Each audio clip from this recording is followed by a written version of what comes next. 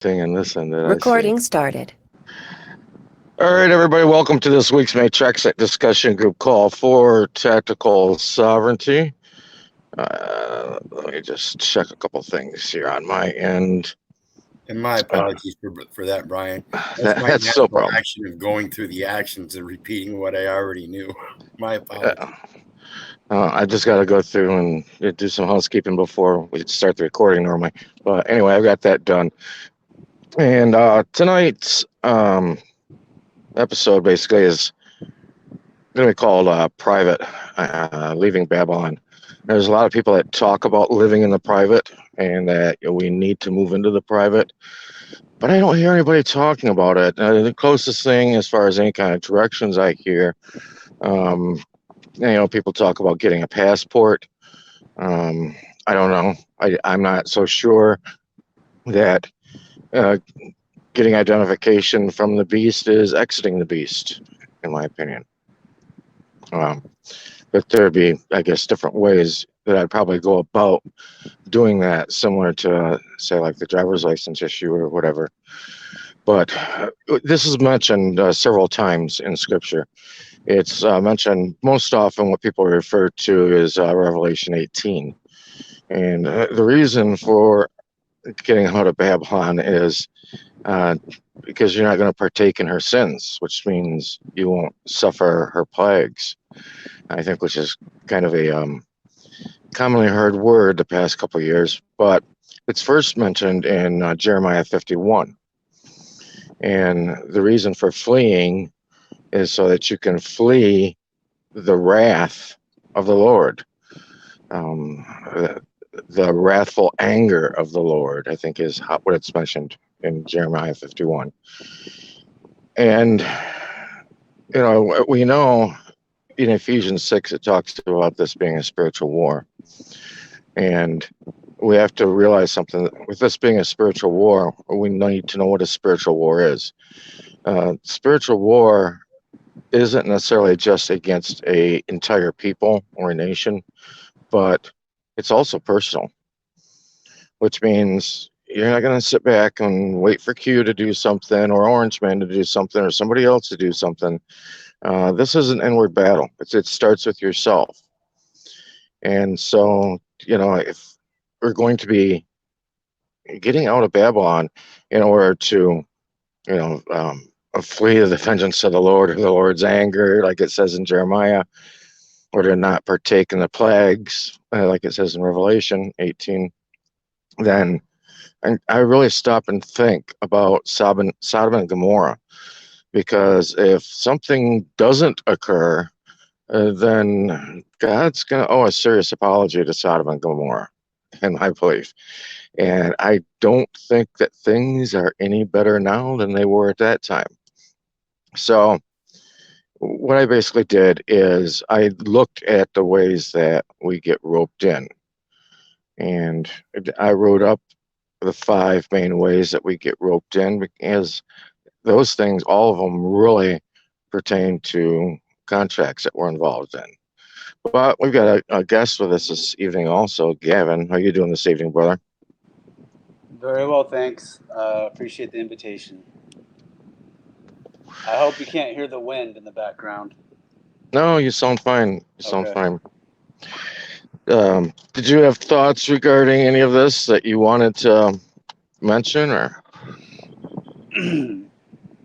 Not yet. I mean, I'm really glad that you can refer to the scriptures. I think that's really cool. I wish I was more of a student of the Bible myself. Well, I think so much can be found scripturally.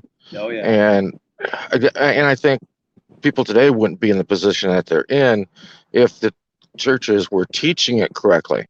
I think they're totally misreading so much of it. And the majority of it is because the pastors today don't go back to the original language that it was written in and look up the original definitions. They don't pay attention to the whole situation that was really going on at that time, and realizing that while the scriptures may have been written for us as kind of a guideline or an idea of what to follow, we have to understand they weren't written to us. which means they were written to a people that were in a little different situation, a different mindset. And so you've got to see things through their lens, if that makes sense. They're still applicable to us in our time now? Yeah. In a way? Yeah, they are. Cool. They are. But what we have to realize that, that some of the sayings, for instance, in the Bible that may be used to us might go right over our heads. But to those people, they knew exactly what that meant. You know what I mean? Mm-hmm. And I'm wearing my Resident Evil Umbrella Corporation hat tonight because I did a video the other day and it seemed to trigger several people.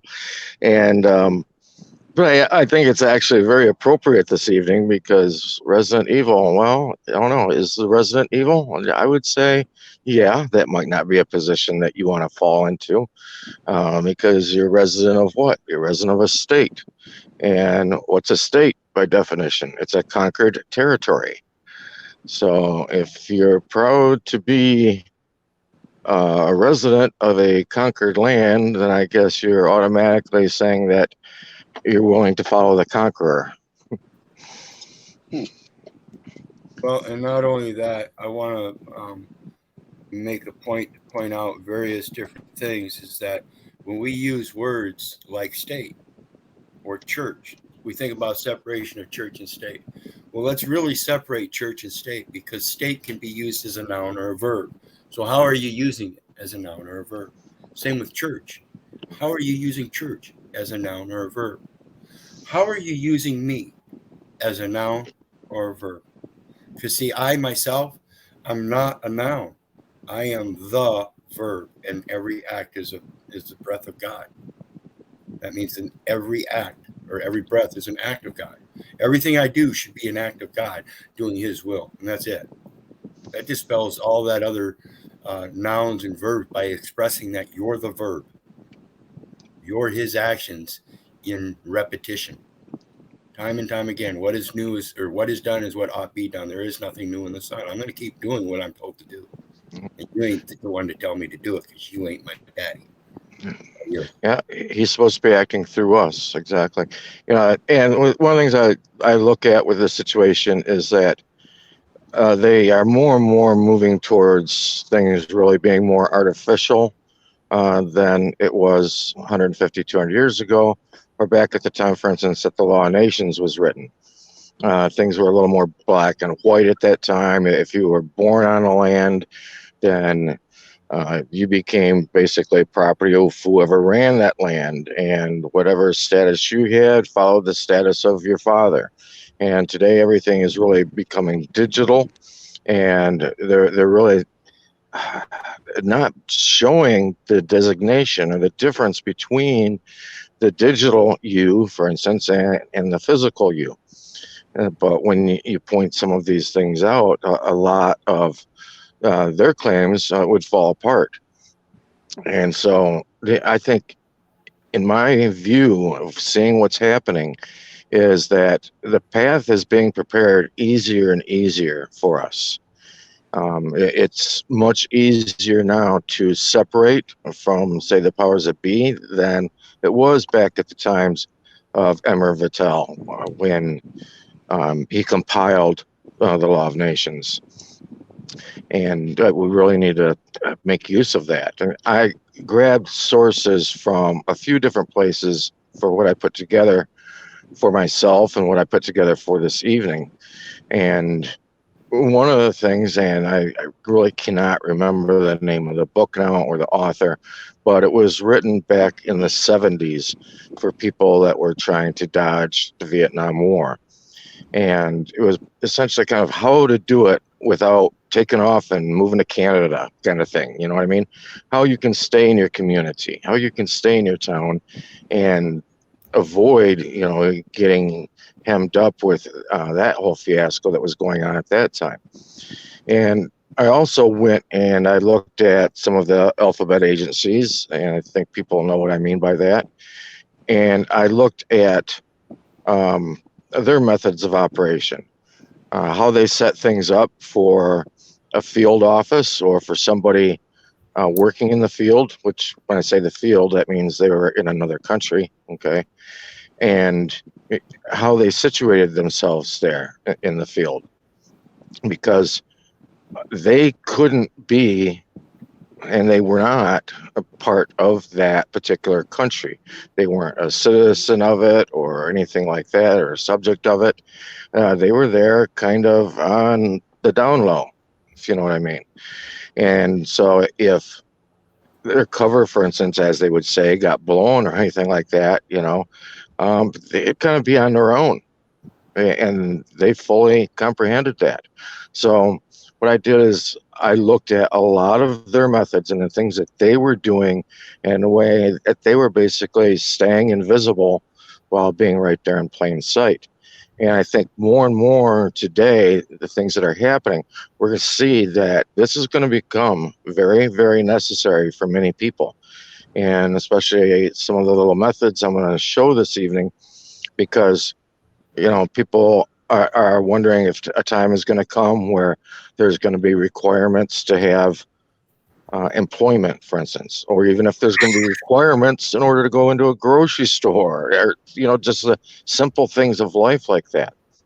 And so what I did is I looked through all of these things that other people had been using and tried to find, okay, how can we make this work for us? Because the main problem that people have is that everybody has been taught how to live like a peasant, whether it's, how you are gainfully employed, how your financing or banking is done, how just your basic contracting in life takes place. Everybody's taught to do it as a peasant.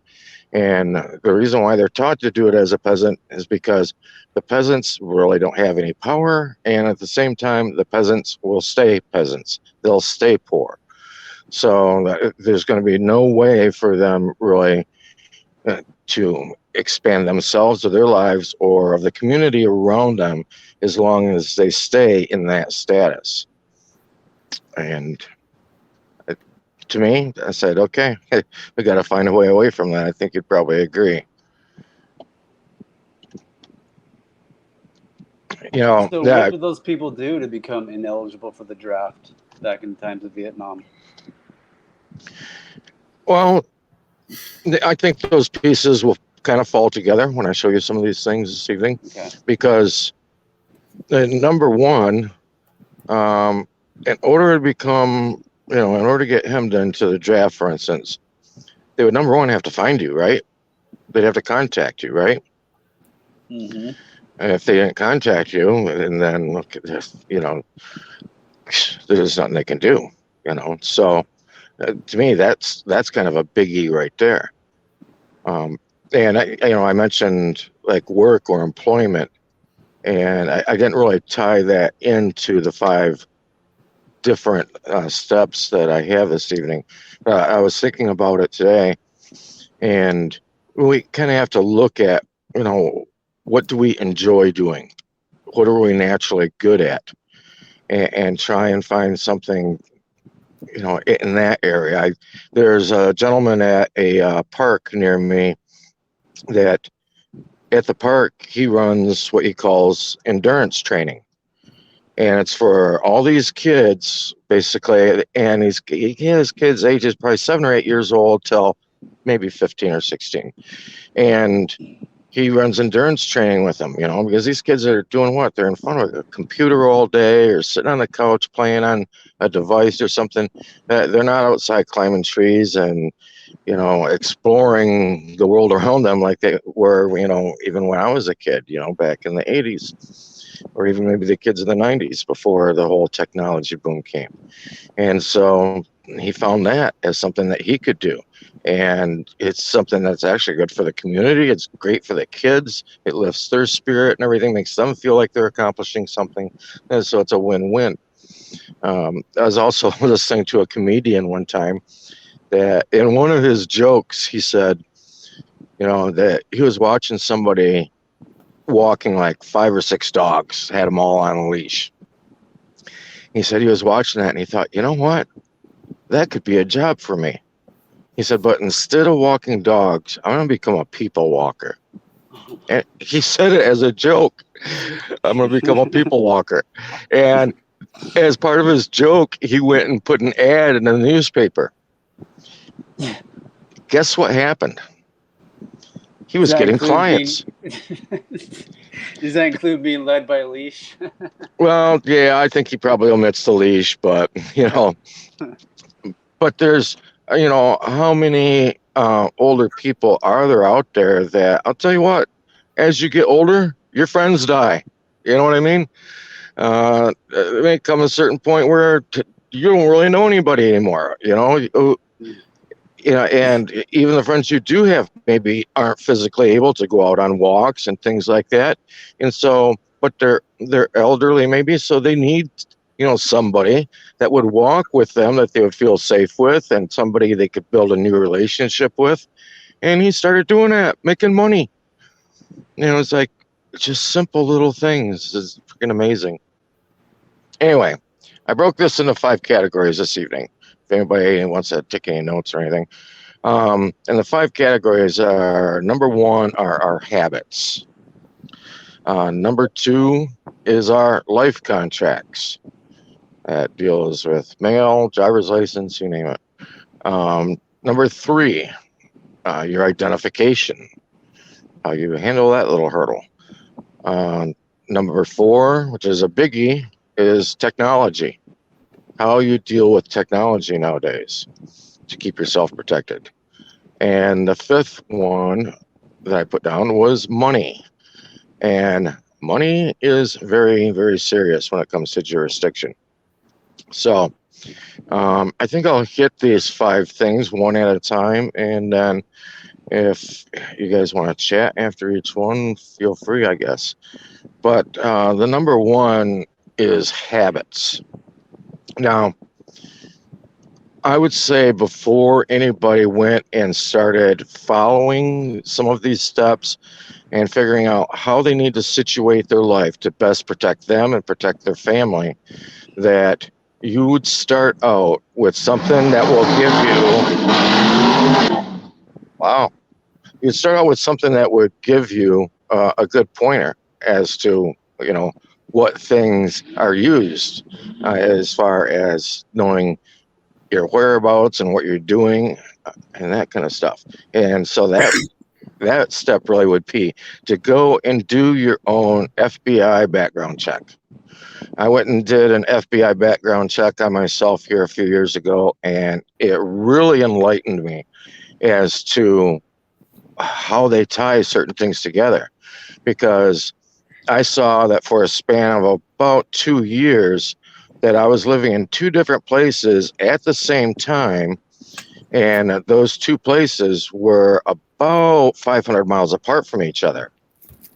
And I'm sitting here thinking, what in the world is this? So I started thinking back, and I realized that an ex-girlfriend who had moved out, that I had told her, you know what, listen, I'm going to go ahead and still pay the insurance on your vehicle for you. And so through the insurance, they assumed that I was living up there. Well, nobody really sat and took a look at any of it. If there had been maybe some reason to come find me or whatever, they might have looked at this and said, hey, this doesn't make any sense. What's going on here? You know what I mean? But that didn't occur. But when I looked at it, I was like, wow, this is kind of telling. And there was a few other things on there. There's some things I found even recently, looking, for instance, at Social Security and how that's been set up and paid into the account with the number that I use. And notice that that account started making money about 4 or 5 years before I ever entered the workforce. So I had to take a look at that and see, okay, how did this occur? How did this tie together? Now, a number of these things this evening I'm going to bring up, I'm pretty much going to be hitting the high points on for 2 different reasons.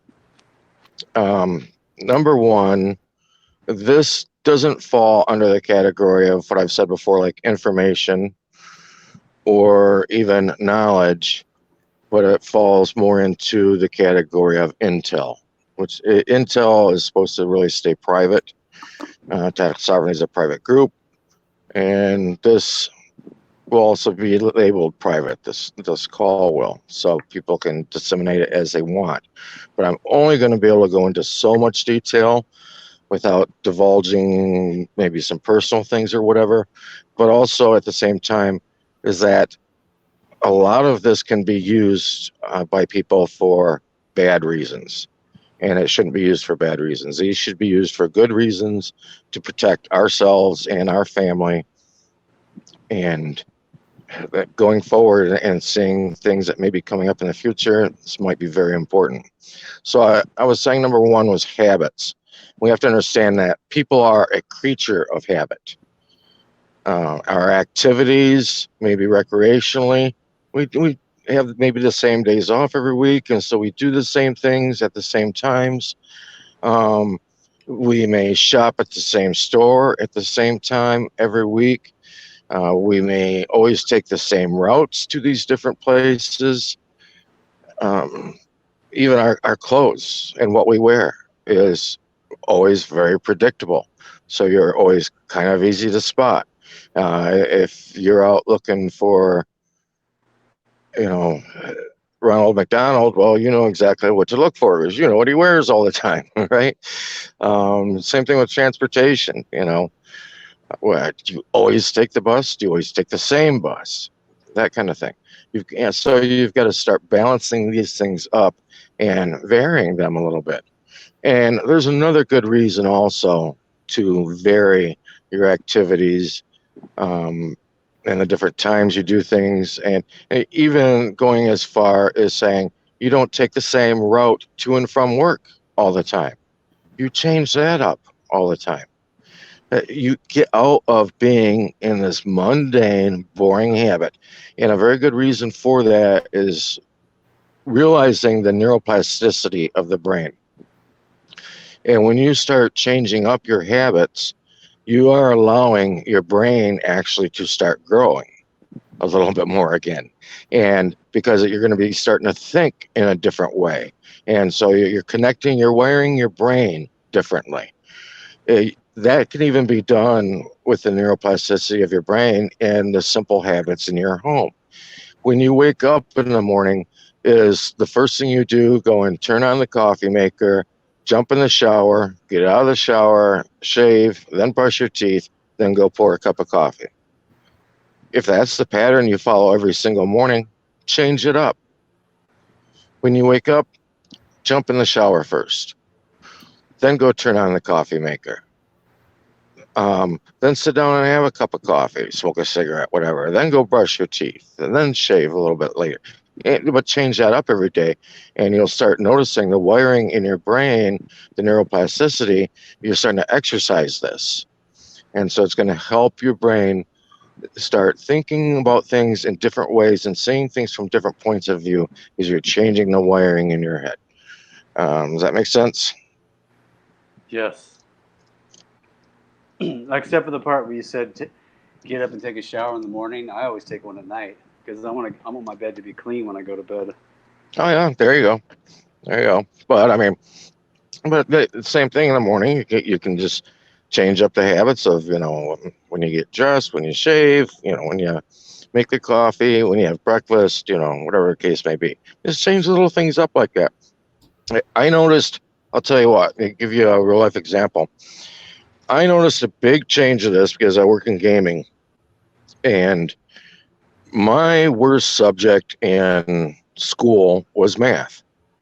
It took me like 3 years to do 2 years of algebra, you know? Yeah. And I was like, did not like math. And just like a lot of kids and everybody thinks nowadays is their attitude is, well, what am I going to use this for? Yep. Well, they don't understand. No, they don't. Everything is math. Everything's math, but they don't understand the reason why you're taught math, the reason why you're taught algebra is also to exercise this neuroplasticity in your brain and to help you understand abstract thoughts. That's exactly what algebra is about, running abstract thoughts. Well, going into gaming, one of the games I had to learn was roulette. And people in gaming would understand this, but there's different keys to how you memorize payoffs for roulette. Because with roulette, you've got payoffs that are 5 to 1, 11 to 1, 17 to 1, Mm-hmm. 2 to 1, 8 to 1. And when a number hits, there's going to be, every player's got a different colored chip.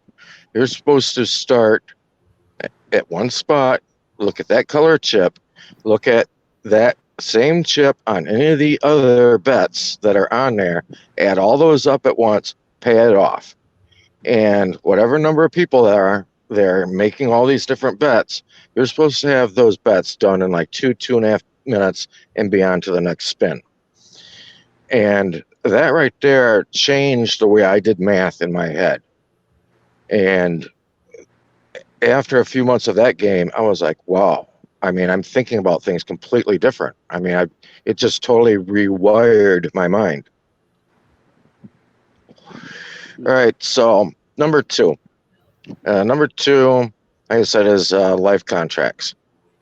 And we are contracting constantly in life. And people need to realize, the number one thing we think of when it comes to a contract is a signature. And so people need to realize whenever there's a signature required, there is a contract in place behind the scenes, whether you realized it or not. You sign that driver's license, guess what? There's a contract that you've now become a party to. Have you seen the contract? Did we ever ask for it? Not, probably not, most likely not, because this isn't what we're taught growing up. So you always want to see this contract. And when you're signing things, at the same time, I would also add this, because we notice that other companies or whatever that you deal with, whenever you're contracting with them, they're always going to have an expiry or an expiration date on their contract. Well, guess what? Do you add an expiration date on your contract? Hey, I'm only good to this agreement up to a certain date. Because guess what? There may become a time where I no longer want to become a party to this. So guess what? Add an expiration date to anything you sign. And like I said, always demand to see that contract as well.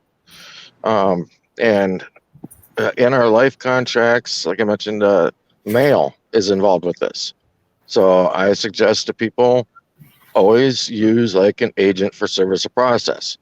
If you can pay for one, there's tons of them online. If you just go to the search engine and punch in agent for service of process, there's lots of people that are willing to do it for you. And you could actually do it yourself for up to 10 people before you have to become a registered business. Okay. So there's no problem then also in you doing it for other people, and at the same time, other people doing it for you. Because if your address is out there floating around,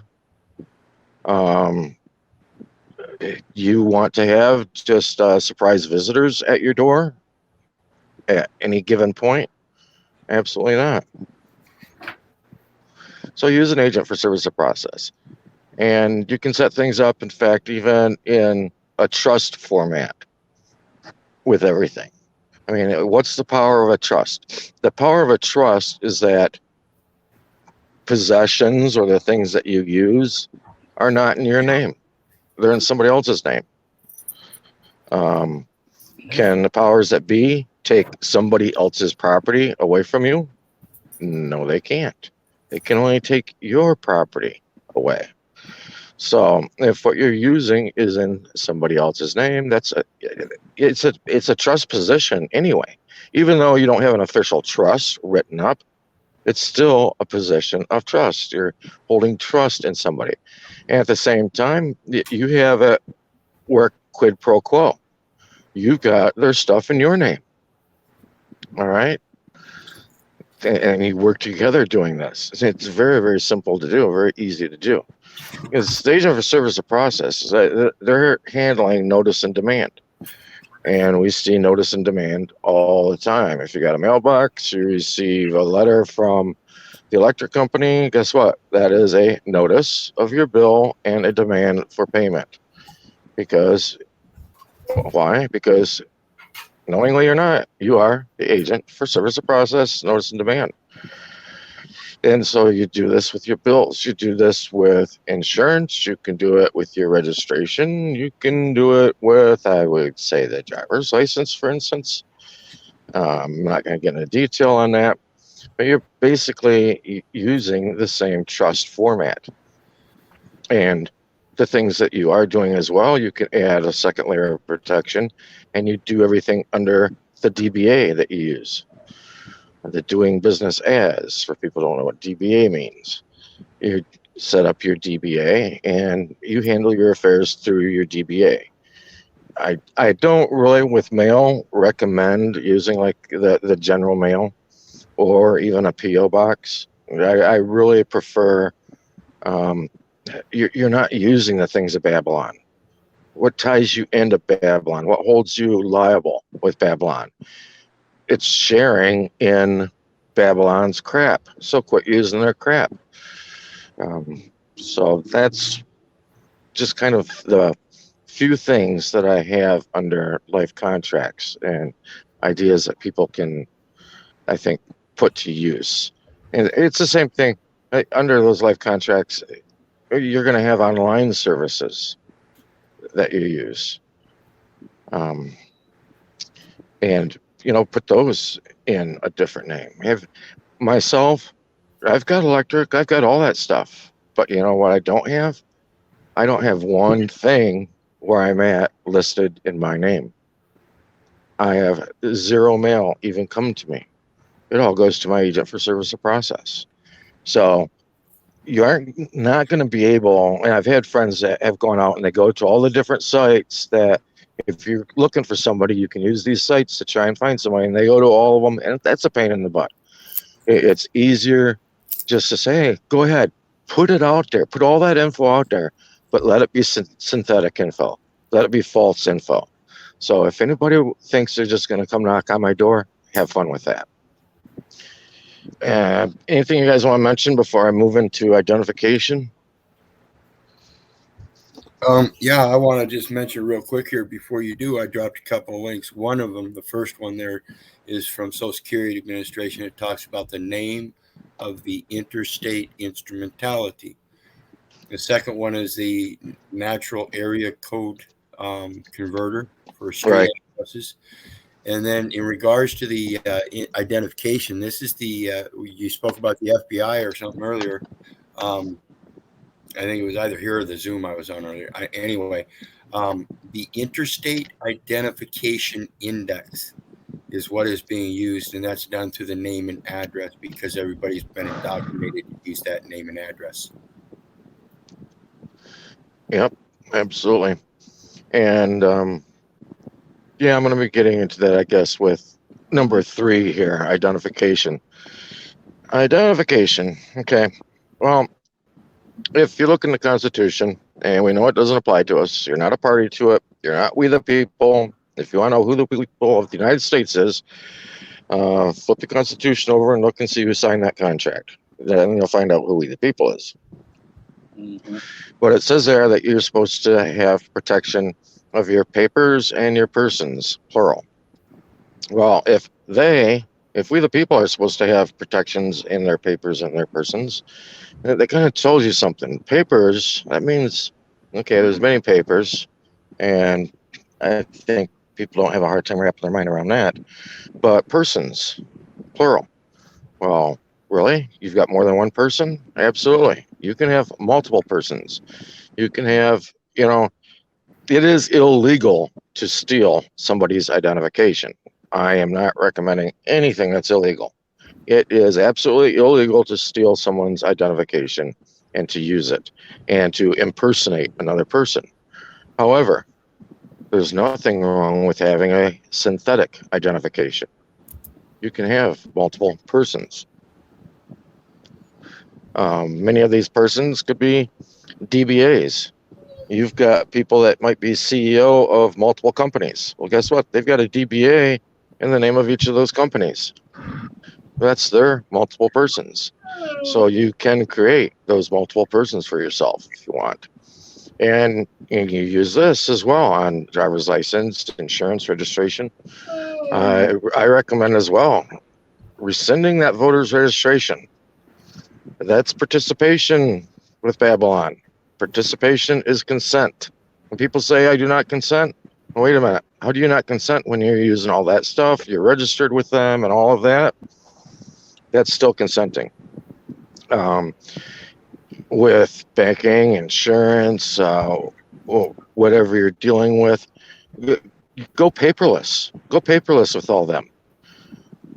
Everybody for years have always thought address as being something physical. I think if you ask somebody younger nowadays what their address is, they might think email address instead of a physical mailbox. So right there's another address you can have. To do everything paperless. And nothing factual should be shown on social media.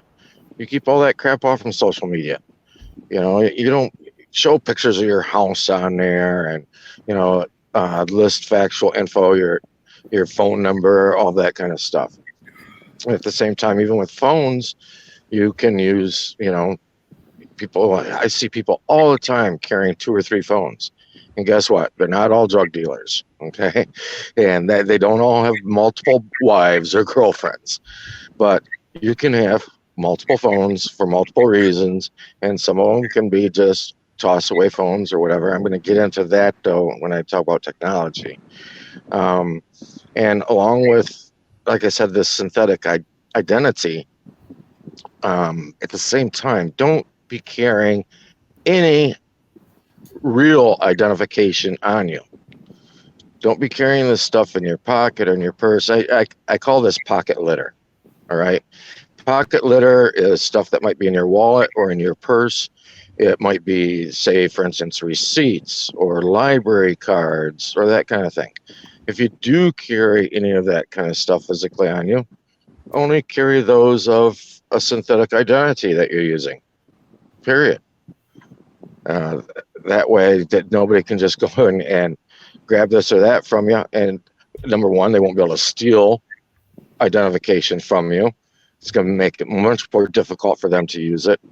And at the same time, when I said earlier about everything going digital, it is interesting. The past year or two is seeing a lot of the different laws that are being written for different states. And so far, everything I've seen, I haven't found one yet that's not allowing it. You don't have to carry any ID on you anymore. You can have it all in digital format on a phone. So have a file on your phone that may show a social security, might show front and back of a driver's license, what other info you've got there. I know I've got my DBA listed there, authentication, a few other things are listed there in that file that I've got. But at the same time, think about this. If for some stupid reason an officer decides they're going to confiscate an ID or paperwork from you, think about all the different things, for instance, in life that they request identification for you from, whether it's going into certain venues or, something even as simple as buying a pack of cigarettes. You know what I mean? They're demanding to be able to see that nowadays. Well, if that's been absconded from you, then guess what? You're kind of screwed, aren't you? But guess what? If you've got it just in digital format on you, there's no way anybody's going to be able to physically take that. So that's something very important to think about. Yeah, what's up, bro? So yeah, if there's a warrant out for that name and the rest of that name, and you show them a digital copy photo from your phone of that name, they're still going to get you, aren't they? Yeah. So you don't want to do that either. You just recommending have it on your phone in case they take it from you. You still have it. For your own Well, purpose. no, you shouldn't. You better not have a warrant on you anyway. But I mean, if either way, the only time they're going to ask you for that is really if you get pulled over. And if you get pulled over, you're supposed to be able to show that info anyway, your insurance card, all that kind of stuff. Generally, when there's a warrant out for you, if it's something very serious, they'll come knock on your door. This goes back into not having your physical address put out there anywhere. Yes. So you're going to avoid that, and they'll at least buy you some time to fix whatever situation there is going on. All right. Mm-hmm. Number 4, technology, computer. Because this is going to become bigger and bigger and bigger for everybody. So, number 1, you're going to want to keep location off from your devices. And you may have to go on your phone and dig 4, 5, 6 layers. Get down to even like 911 service. Get that deleted off. All those tracking things, you can get that stuff deleted off. Okay, can be done, but just takes a little bit of work. And so you're gonna want to remove, all those location little things on your phone. At the same time, you want to keep, for instance, like if you use Gmail. Gmail does it. I don't know about other email services, but you want to keep those cleared also. Because if you scroll down to somebody's last Gmail that they sent, you can find the IP address of where they're at. So you're going to get that taken care of. There's another thing that you can do as far as the computer goes, which is pretty important, is really to use, alternative search engines, Start Page. There's other ones like that you can use. VPNs. A lot of people push VPNs. Let me tell you something. No VPN is going to totally hide you. If it would totally hide you, it wouldn't be allowed to be on the market. So VPNs are a big time waste of money in my viewpoint. Never use free Wi-Fi. Okay. Now, to get down to really the nitty-gritty on using technology and using maybe a computer, personal computer, even accessing online services with your phone, is set up a remote location. Have a computer somewhere remotely that's set up, and what you do is you just access that computer and do everything that you want to do from wherever you're at with that computer, that remote computer. So whenever any IP address shows up, any kind of location tracker shows up, it'll lead somebody right back to that freaking other computer that is somewhere where you rarely, if ever, even go to. You know what I mean? You just say to a friend, they got a spare room, hey, or whatever, hey, mind if I set up a computer here? You know what I mean? Tell them why. Go ahead and tell them why. But yeah, make use of little easy things like that you can do. People need to realize that courts are going to look at your email, your online use with almost anything. I remember listening to a court case that had to deal with custody. And the attorney for, like, say the mom got up and was like, yeah, we're looking through emails and looking at daily habits and things like that. And it looks like dad goes to this bar 3 times a week. And it also has a liquor store at the bar, and painted the guy in a horrible light without really mentioning, well, it's not just a bar, it's also a restaurant. And he was taking clients there, for dinners for his work. Okay. But though they can take stuff like that and twist it and morph it and paint somebody in a bad light. So when you're going to these places, cash is king. Use cash for everything. There's so many places nowadays as well, depending on what you're buying, for instance, that they want to scan your ID. I had a friend, gosh, it's been at least 13, 14 years now down here in Florida. He went into a 7-Eleven to buy a pack of cigarettes. They were just starting the whole scan your ID thing at the time. They scanned his ID. when he got out of the store, as he was going to get into his friend's vehicle, a squad car pulled in, and the guy yelled out the window, "Hey," he mentioned his name, "Hey, come here." They went straight to Leo, the law enforcement officers. And I've asked people before that have wanted to scan my ID for things. I said, "Do you know for a fact exactly where this information goes?" And they said, "No."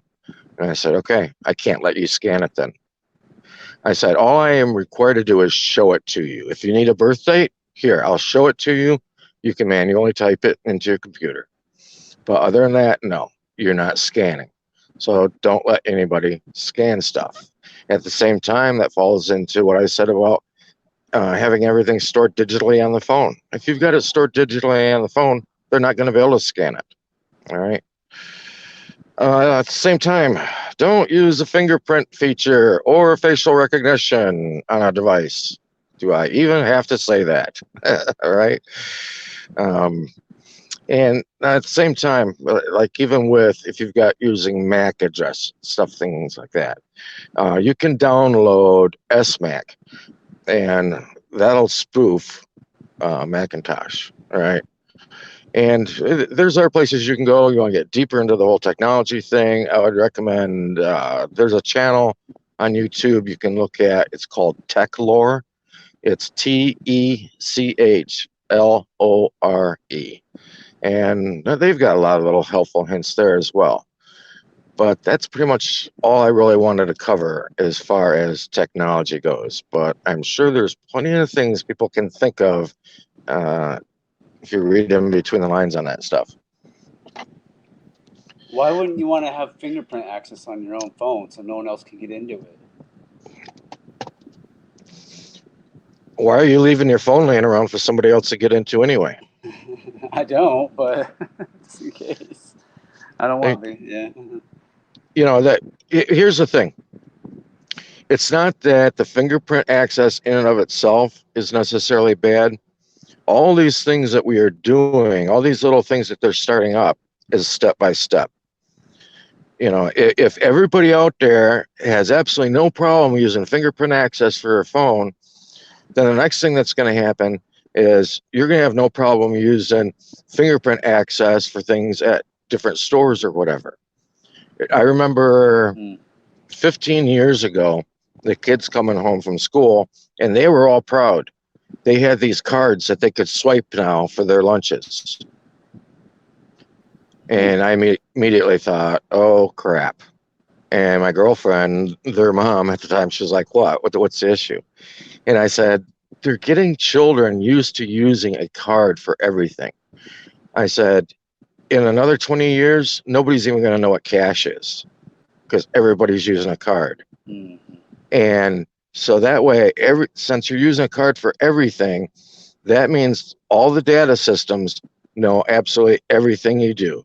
They know where you're at, what you're buying, maybe what you're buying it for, you know, oh, you just bought something here at this store. Now, 10 minutes later, you're over here. Or you always go to this store every Friday afternoon around 3. You know, no, that's not the kind of info you want just floating around out there for just anybody to grab onto. I'll give you all personal experience I had here about 10 years ago. There was a couple places I went to on a regular basis, and I had about 3 incidences, all within 2 weeks that occurred, where when I went to this particular establishment that I would frequent at a certain time every week, somebody would come walking across the parking lot and be like, "Hey, can I ask you about something?" You know, I'd be looking around like, talking to me? What you know, what's going on? And they're like, "Yeah, I've got this problem. I think I've got somebody following me, this or that." And they start talking to you. And next thing you know, they're like manic and don't stop talking. You know what I mean? And all of a sudden, now they're an MK Ultra victim, and they're being stalked. And it's like, oh my, they're being targeted. They're a targeted individual. And the first time I had that happen, I was like, wow, that was kind of weird. And then the second time it happened, I'm like, okay, wait a second here. And then the third time, I'm like, okay, yeah, there's an issue. And, I don't know why people are coming to me with this, but it's always when I go to this one particular place. And it was just a restaurant, is all. It wasn't anything nefarious, you know what I mean? Mm. So I was thinking, I don't know if there's like somebody trying to get me involved with something or whatever. And I was like, it was at that time where I was starting to think, maybe we need to start paying more attention to our activities and kind of bouncing them around a little bit. You know what I mean? Well, I wonder how you were able to get out of that. I mean, just dismiss them politely, say, "I'm sorry, I got to go. Good luck to you," type of thing. Yeah, you'd be as nice as possible. Give them a fake phone number, and then and at the same time, which I should have added into this earlier, we need to be aware of our surroundings all the time. Constantly aware of your surroundings. Even if you walk past a door, take note. Is that door shut?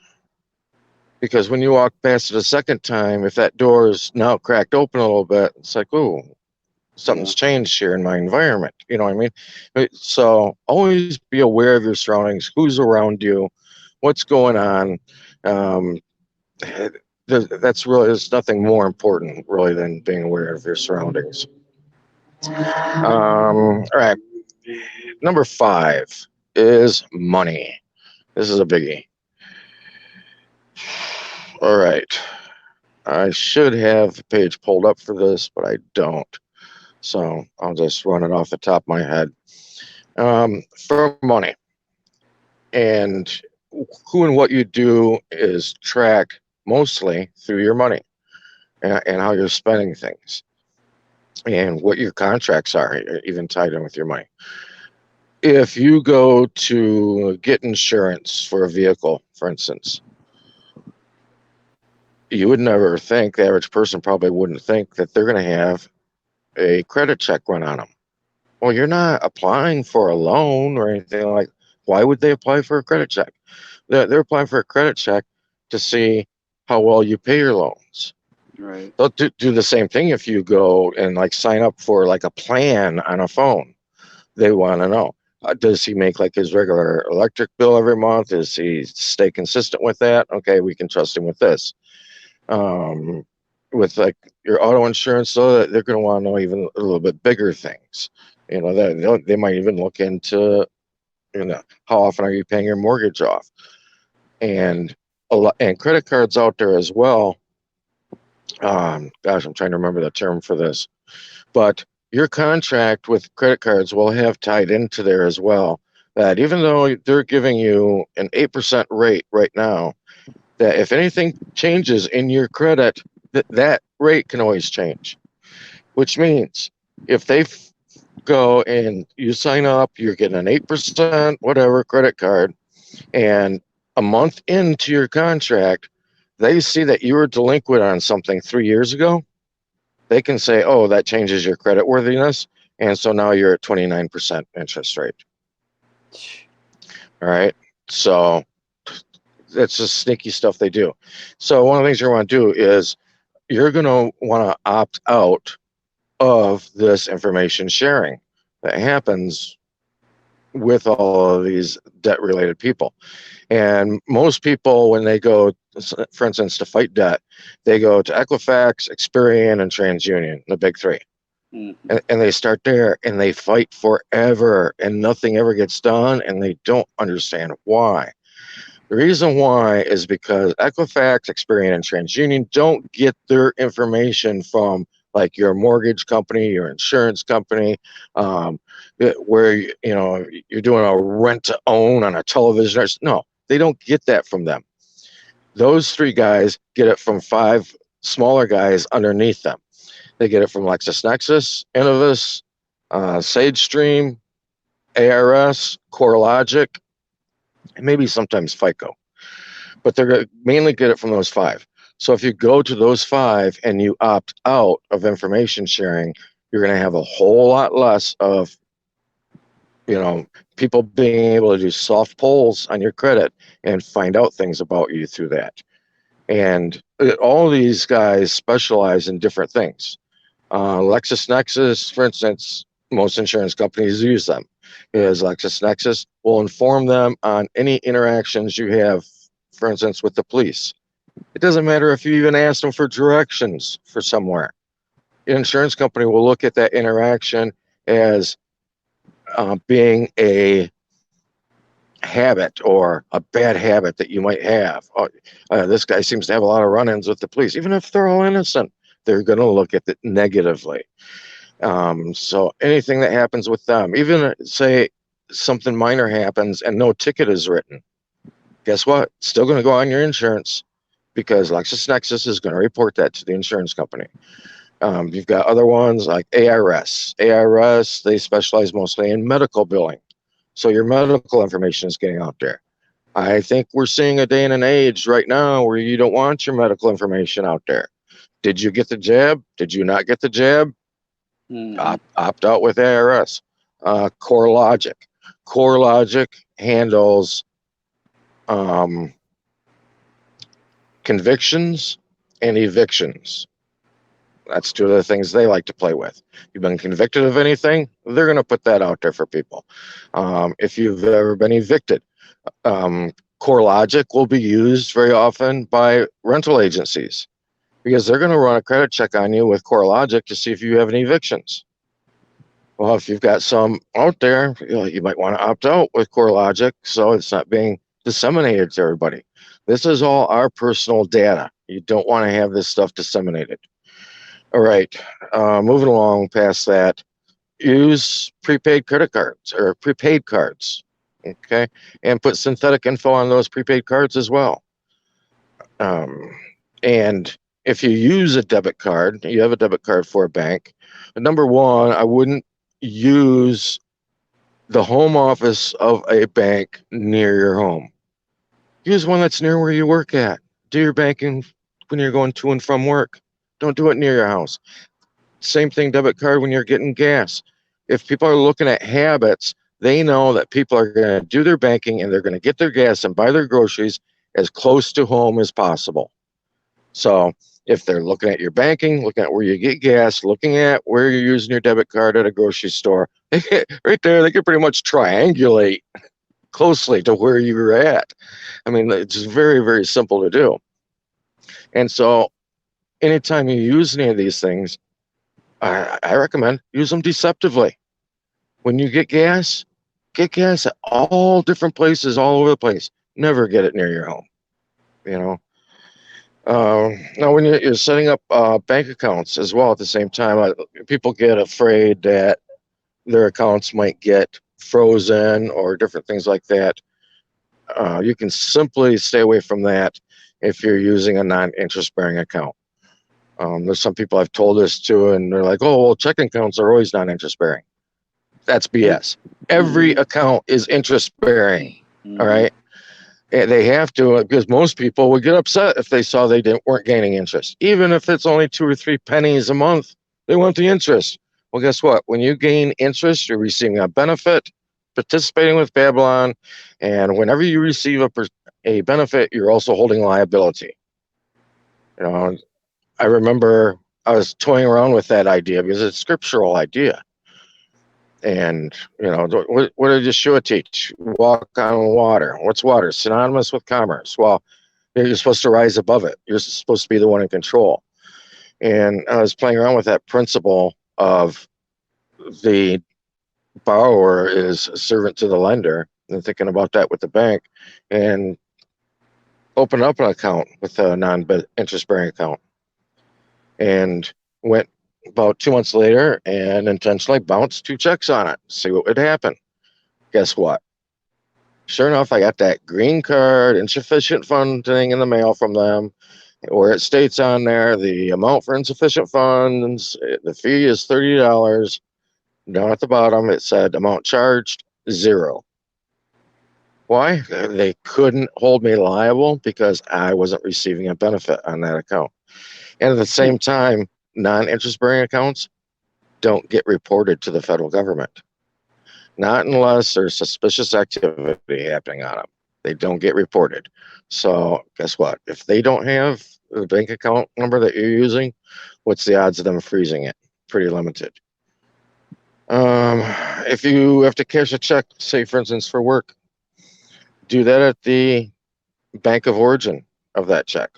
Don't do it at the bank you use. The only thing you're going to do at your bank is deposit cash. And you're only going to use that account basically as a pass-through account for different bills or things like that you have.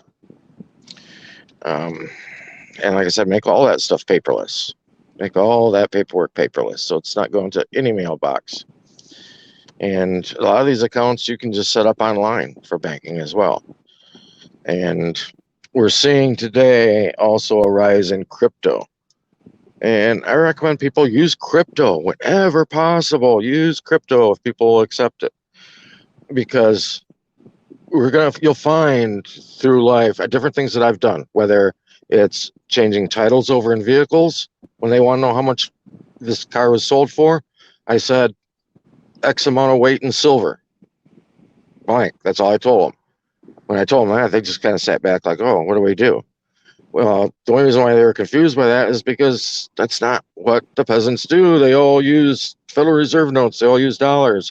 And that's what the state has authority over. That's what they have jurisdiction over, is the USD.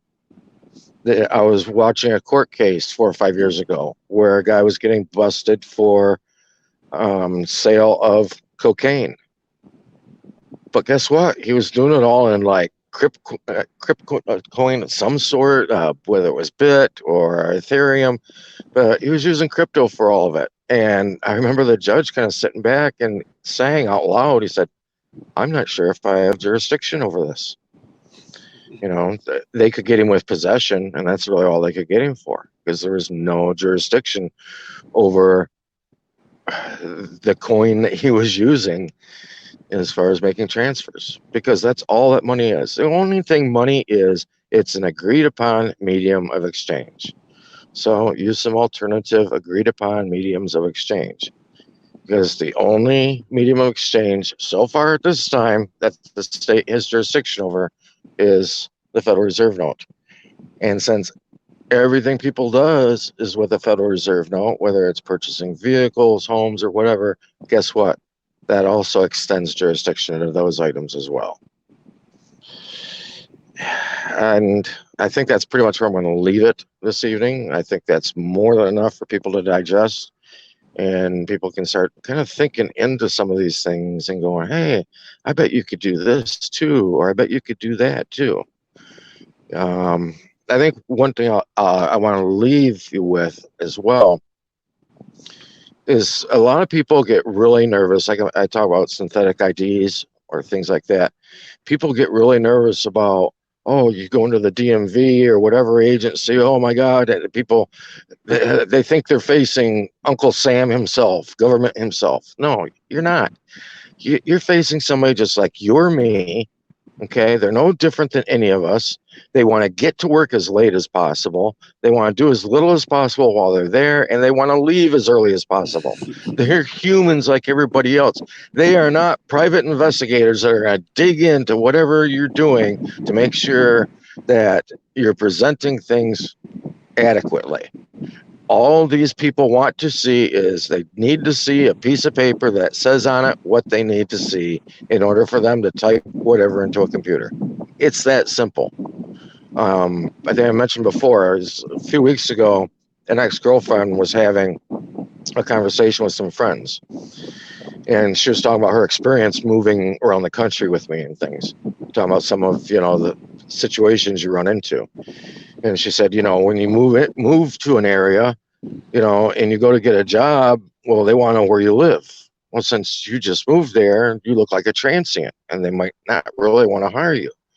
And at the same time, if you go to get an apartment somewhere, well, they want to know where you work. And they're hoping that you've worked there for at least a year or two, you know what I mean? To make sure you're solid, you're dependable, you can pay, you've got an income stream. But guess what? You just moved there. You don't have that to show them. So it makes a lot of these things very difficult. And her friends asked her, well, what did you guys do? And she said, well, Brian went and bought a typewriter. And That's exactly what I did. I went to the place of business and I got some of their flyers and brochures, made up a letterhead for them. Went to the place we wanted to rent from, went into the little welcome area, grabbed some of their flyers and brochures, made up a letterhead for them, and swapped info between the two places and got not only the job, but got the place to live. You just show people the paperwork they want to see. I had someone a while ago saying, "Oh, I'm afraid." I think he was up by Canada. He said, "I'm afraid, they want to see a proof of vaccination card in order for me to keep my job." And I said, "Fine, show them one." So, what do you mean? I'm not going to go and get. I said, "I didn't say that. I said, show them one. If that's all they want to see, show it to them. It's that simple." But anyway, that's about where I'm going to leave it. So, if you guys have stuff you want to add, Gavin, Keith, go ahead.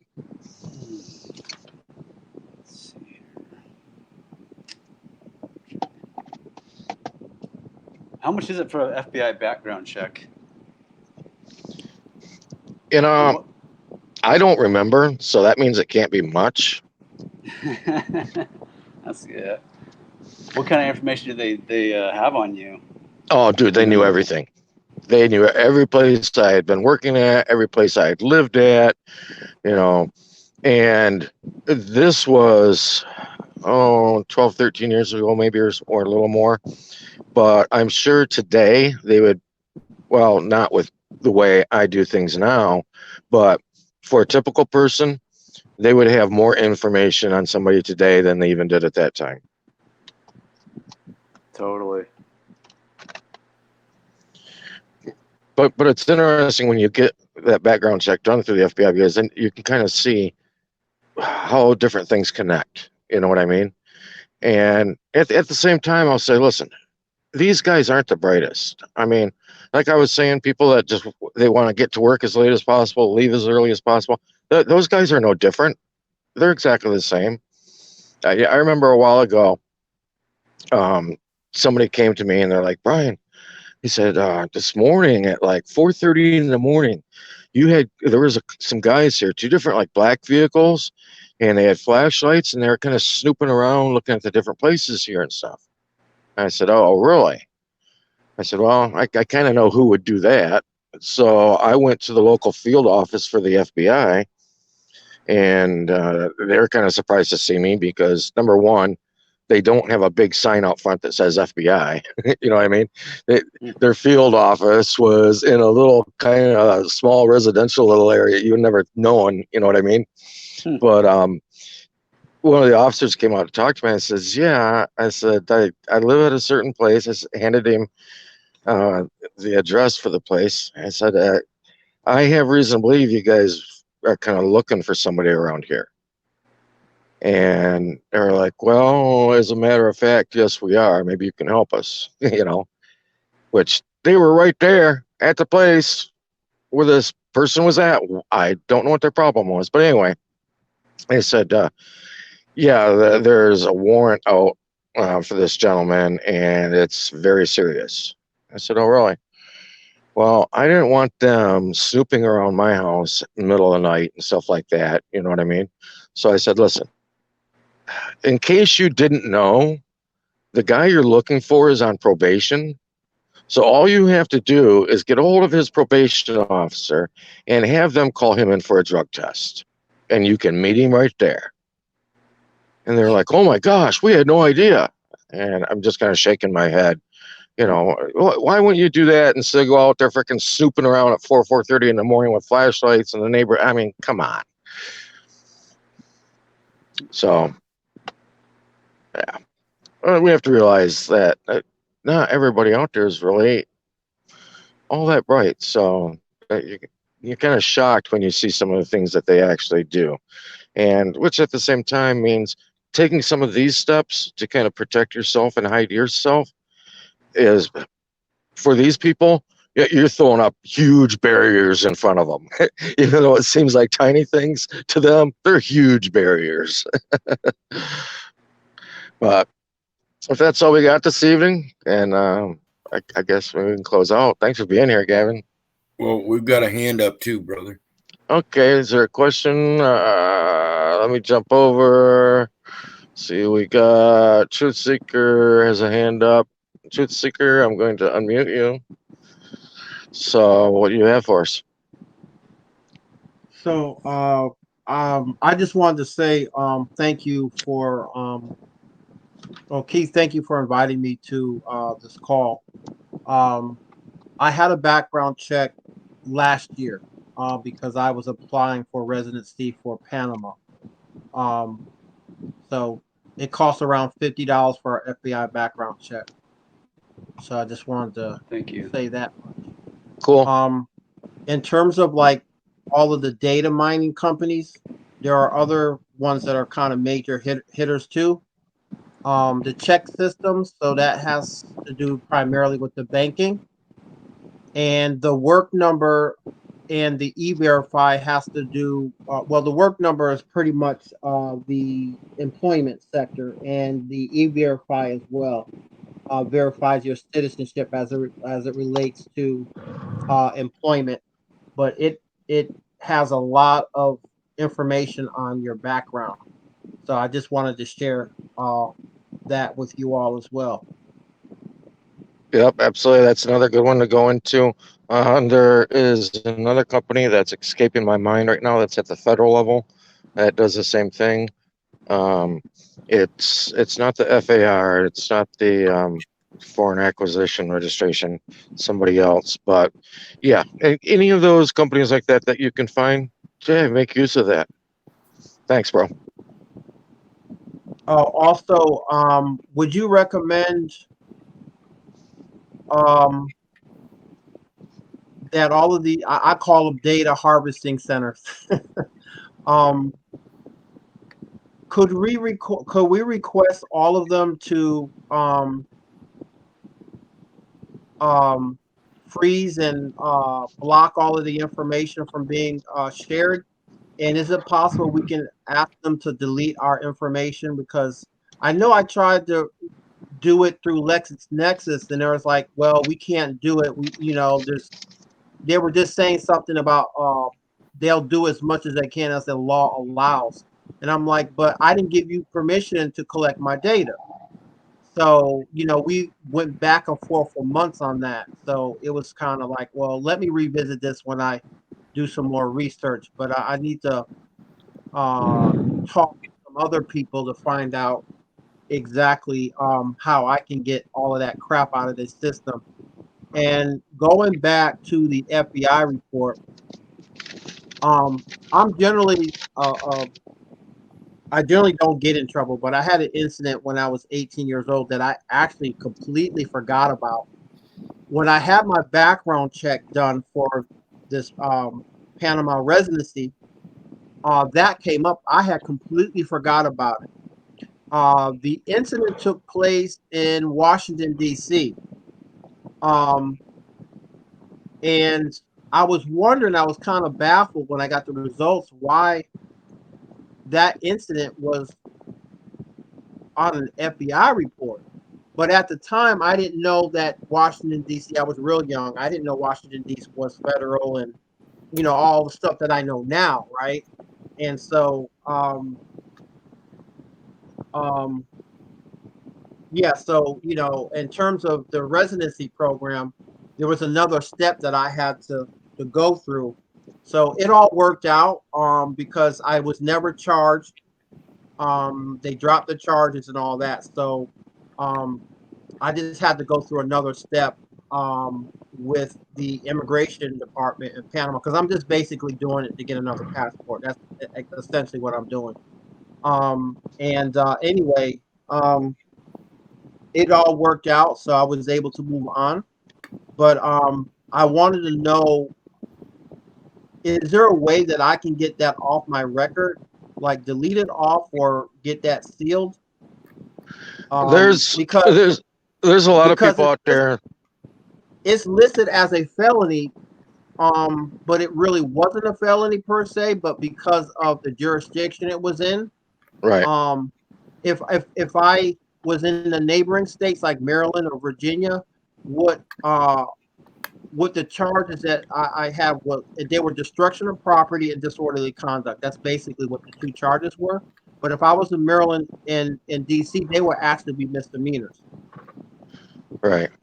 Well, and here's the thing too: is a lot of people think that they can go and get things expunged from their record, and you can do that. You can have things expunged from your record, but that really only means for expungement that Joe Sixpack isn't going to be able to look things up on the computer and find it. Whereas if you're having like a background check done for like a federal job, or getting a passport in another country, like you're mentioning, or something like that, then it's still going to show up. Those things will still show up for those people. So expungement doesn't totally erase things. Okay. Right. It's still going to remain on the record in regards to Interpol. That's the superior record to the Director General of the International Bureau. It's always going to remain on that record. That's the main logistic record for defense logistics. Okay. So now, as far as I was going to say, as far as those little data mining companies as well, the majority of those little companies, they're all getting their little notices as well from ARS, CoreLogic, Innovis, LexisNexis, SageStream, FICO. FICO, which interesting. FICO stands for Fair Isaac. So I think it's kind of funny. But anyway, for Fair Isaac Company. I have one more question, if you don't mind. Yeah. So in reference, just in general sense, if you have a court case, or you have some type of criminal background, or just something that puts you in their system, if one changes their status correctly, will that change anything regarding that, or it still would be in their system? I would say yes. It's going to make a change, and when it comes to, like you mentioned, status correctly, doing it correctly, or whatever, what it really comes down to is you taking authority over that name that they're wanting to use. It's really, they refer to it kind of as an organization, and I think it's more of maybe a partnership in a way. But people need to understand that, like the birth certificate or the certificate of live birth, that just shows a security interest in the organization that was created. Okay. And after you get it authenticated, they are giving you back the security interest in that organization. People need to think about it along those terms. Those are more kind of like banking terms, which is really what's going on. Yeah, it's a liquidation. It's a literal bankruptcy, like I described in the Zoom earlier. You're going to merge the credits once all the accounts are settled and zeroed out. You're going to merge those credits under a new name with the old name. You're going to shadow that old name now. It's not going to come out. You're going to use the new name. Okay. So another question. So I had my birth certificate authenticated at the state and the federal, so it's fully authenticated. I have one authenticated birth certificate. That was back in 2019. But back then, everybody was saying to authenticate the birth certificate. But then when I did it, then I realized I had the document, and I was like, well, hell, what do I do now? Because no one really said what to do with it when you got it. So I've had it all this time and didn't know what the hell to do with it, because no one even mentioned that part. So, so I do have one, and I'm just beginning to find out some of the pieces as far as what I could do with it. I just don't have exactly the steps, for lack of better words, and better, like an in-depth understanding in terms of what I need to do with that, as far as on this path to status correction and getting myself out of the system, so to speak. Well, I'll tell you what, when I did mine, because it takes time, wait for it to come back from the state, then wait for it to come back from the federal. And when I did it, I had already really decided what I was going to do. I didn't know quite as much as I do now, but everything kind of fell in line with what I found out as far as it being a security interest. It doesn't mean it's an actual security itself. It's just evidence of a security interest. Okay. And you have several options of what you can do when you get it back. And that is that essentially what you're doing is you're holding the title of the security interest of the organization that the state created. This according to the framers of the UCC 9. Okay.